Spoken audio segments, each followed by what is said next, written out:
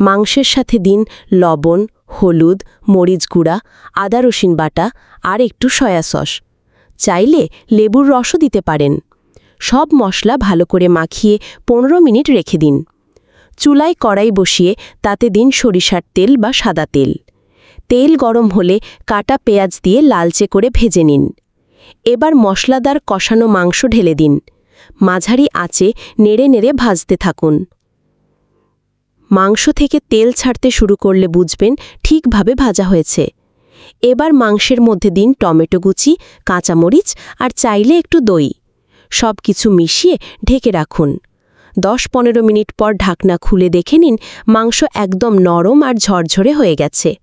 শেষে ওপরে ছিটিয়ে দিন ধনেপাতা আর গরম মশলা গুঁড়া। গরম ভাত, খিচুড়ি বা পরোটার সাথে দারুণ লাগবে এই কষানো গরুর মাংস।